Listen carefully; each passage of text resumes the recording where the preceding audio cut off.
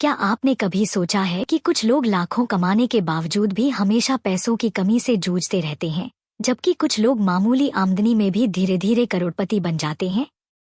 इसका जवाब छुपा है पैसों के साथ हमारे व्यवहार यानी बिहेवियर में। और इसी गहरे रहस्य को उजागर करती है मॉर्गन हाउसल की बेस्ट सेलिंग किताब द साइकोलॉजी ऑफ मनी।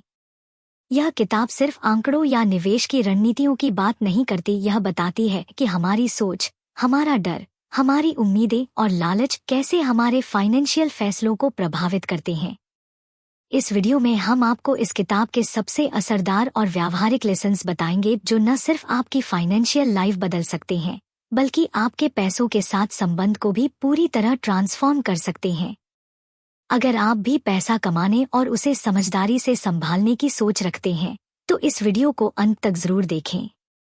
और ऐसे ही और वीडियोस के लिए हमारे चैनल को सब्सक्राइब करना न भूलें। तो चलिए शुरू करते हैं द साइकोलॉजी ऑफ मनी की 6 सबसे जरूरी सीखें। 1. आपकी फाइनेंशियल डिसीजंस आपकी सोच से बनती हैं। लोग लॉटरी टिकट क्यों खरीदते हैं जब जीतने की संभावना लगभग ना के बराबर होती है?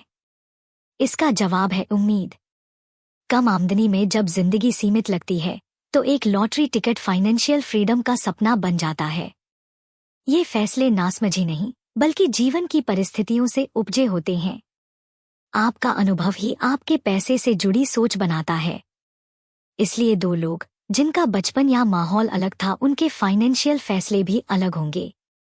2. मनी मैनेजमेंट एक सीखी जाने वाली स्किल है। अगर आपको लगता है कि आप पैसे संभालने में अच्छे नहीं हैं, तो चिंता मत कीजिए। जैसे इंसान पत्थर रगड़कर आग जलाने से आज स्मार्टफोन चलाने तक आया है, वैसे ही मनी मैनेजमेंट भी एक ऐसी स्किल है जिसे समय और अभ्यास से सीखा जा सकता है। जैसे टॉय पूडल्स आज क्यूट डॉग्स हैं, लेकिन उनके अंदर शिकार करने की आदिम प्रवृत्ति आज भी जिंदा है, वैसे ही हमारी आदतें भी हजारों सालों की विकास प्रक्रिया की देन हैं। 3. आपकी सफलता में किस्मत का रोल भी अहम होता है।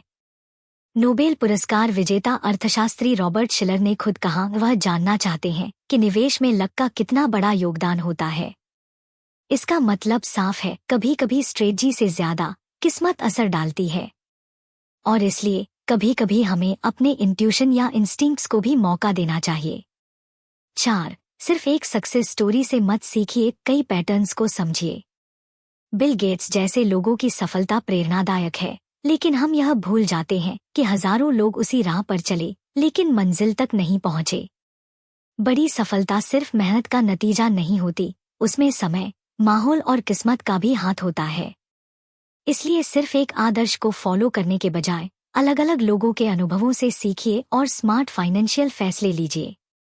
5. जलन फाइनेंशियल मिस्टेक्स की जड़।